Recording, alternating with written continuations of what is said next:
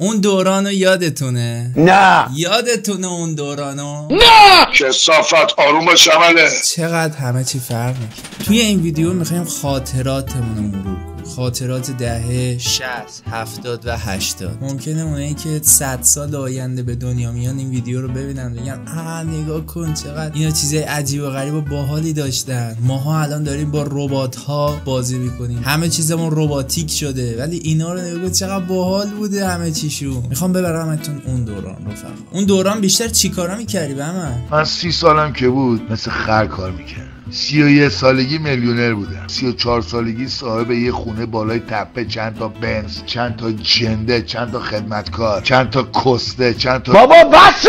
بذار من حالا یه چیزی بهت نشون میدم خاطراتت رو بیاد. الان این چیزایی که تو داری میگی اصلا ربطی به این ویدیومون نداره. بچه‌ها نگاه کنید. وای مرد آهنی بود فکر کنم. مرد آهنی یا پلیس بود. هر دهه 70 حداقل یه دونه از اینا داشت. بخوام یادتونم بندازم قشنگ میگفت فایر فایر. بیشتر دهه 70 داشت. فایر فایر. بچه به تاریخ این فیش نگاه کنید. سال 97 بود و پیتزا فیله گوش 20 تومن، مرغ سوخاری 2 تیکه 19 تومن، دل استر 4 تومن، سبزیجات زغال 2 تومن، کلا 52 تومن. نه این خیلی قدیمی نیستش، واسه همین 3-4 سال پیشه، ولی انگار که چندین سال گذشته. غم انگیزه جانم. عطر مشهدی تنها عکسی که میتونه بو داشته باشه.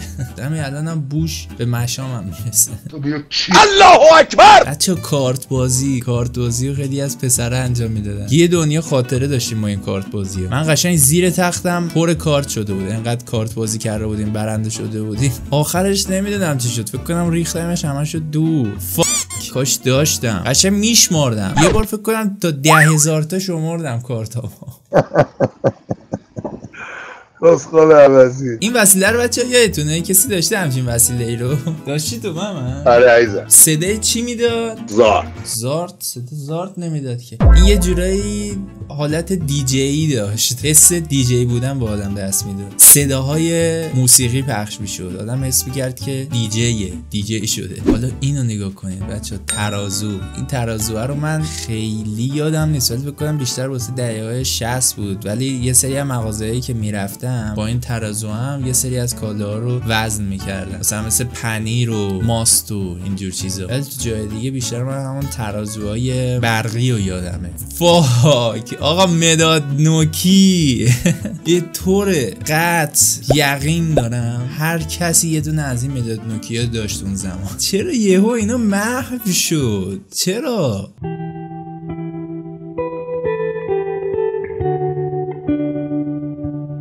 اینو نگاه، اینو سگا وسطش همش فوت میکردیم تا این بازیش بیاد بالا.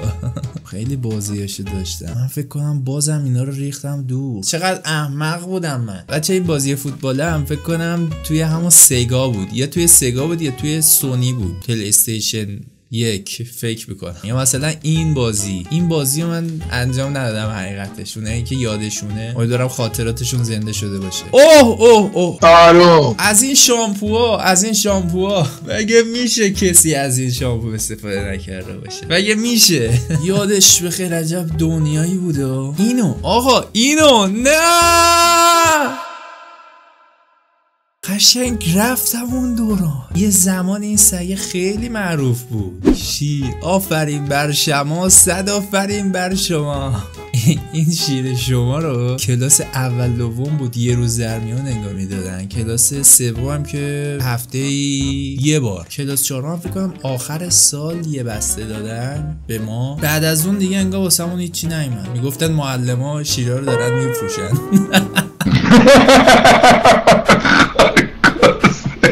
سوباسا اینا رو یادتونه؟ این حرکت نیست پسرای دهه 60 و 70 عقیم میکرد.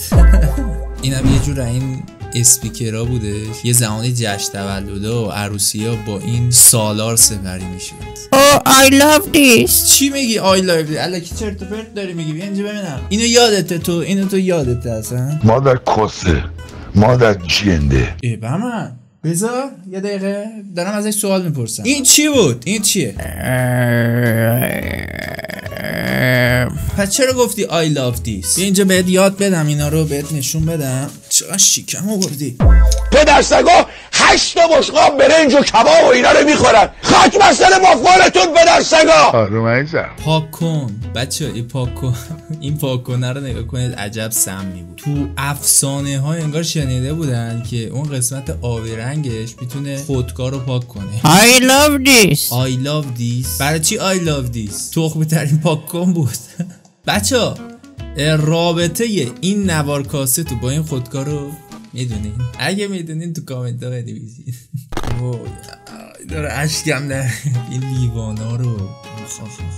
اون در لیوانه هم یه بازی اگه یادتون باشه داشت، یه دونه از این تیله‌های ریز داخلش بود، بعد اینجوری هی میچرخوندیم مینداختیمشون وسط. چسبو یادتونه؟ وای این چسبو، من بعد اینا رو ببینم فقط بعد بگم وای به زور یه چیزی رو میچسبون. چسب توفی بود، واقعا یکی از مزخرف‌ترین چسبا بود. اسم چسبش یادتون هست چی بود؟ چسب چوس چسب بود فکر کنم.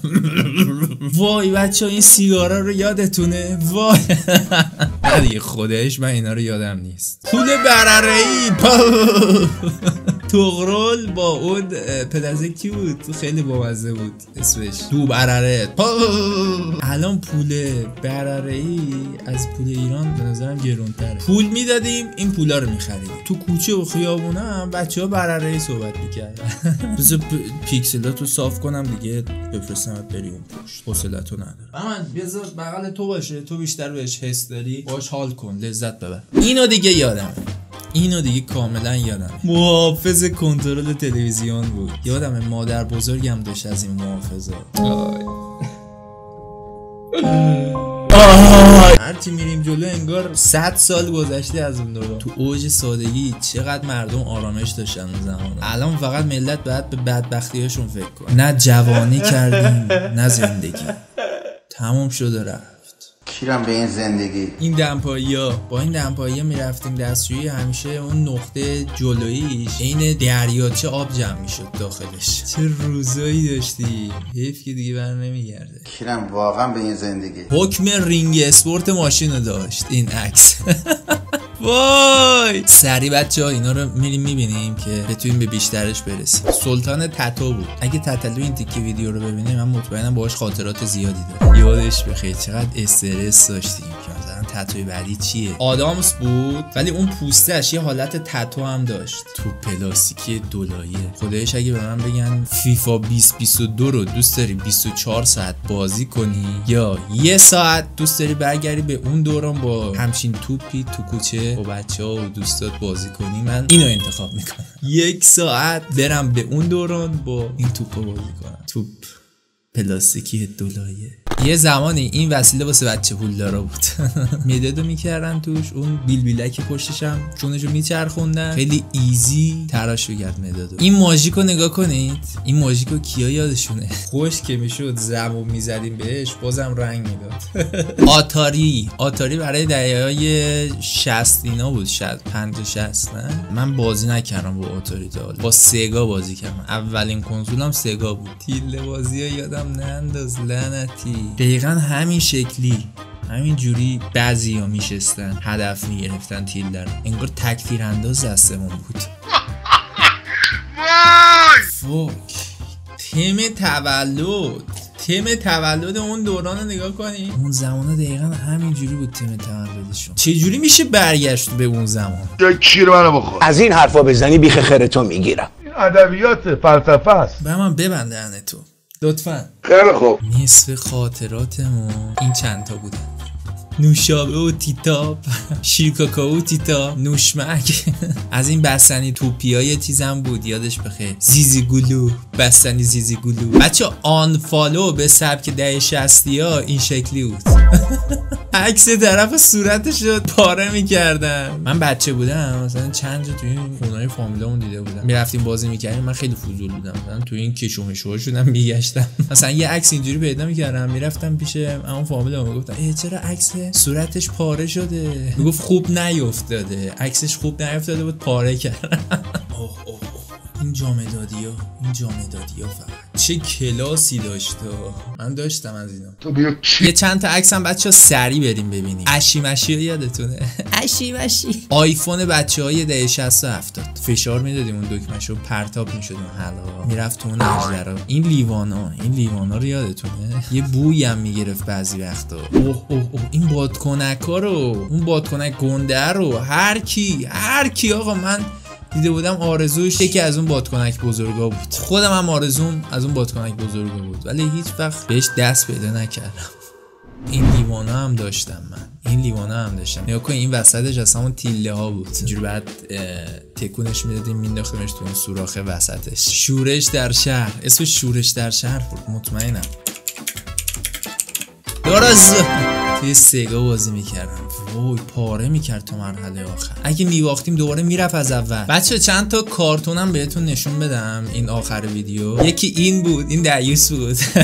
احترام بگذارید. یکی بچهای کوه آلپ بود. حاج زنبور عسل، بینوایان، آرتور، خانواده دی. اینو من زیاد دنبال نمیکردم. تئو یدککش کوچک اینم زیاد من نمیدیدم. گالیور، لیلیپوت، مسافر کوچک، رابین هود، پلنگ صورتی. بابا بسه! آجانی آروم باش، مسلط باش به خودت. تو اصلا اینا رو یادت نیستش که. تو تنها خاطراتی که داری ناصرینه. خفه خوب بگیر پتیاره! بچه یه چیز دیگری یادتونه هر پسری 2 تا فرق سر داشت بهش میگفتن تو 2 تا زن میگیری. یه چیز دیگه هم که الان فکرش کردم بچه این کفشا بود یادتونه؟ بعضی یادشم من نداشتم ولی تو پای خیلی ها میدیدم میگفتم وای کاش منم از این کفش میخیال داشتم. مثلا پتوهای پلنگی ها رو نگاه کنید الان به نظرتون بچه‌ای توخ میکنه رو همچین پتویی بخوابه؟ بچه نگاه کنید هر که از اینا نداشت خونش انگار یه چیزی کم بود. ما نداشتیم ولی تو خونه فامیلا بیشتر میرفتم داشتن.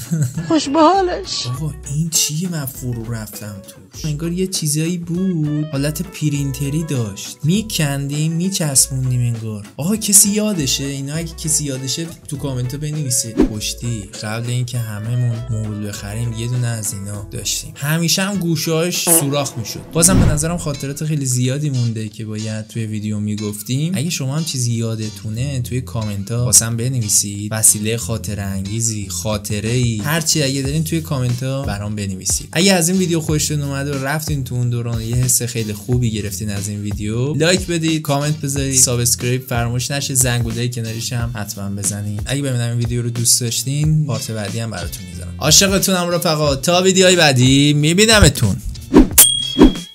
پیس.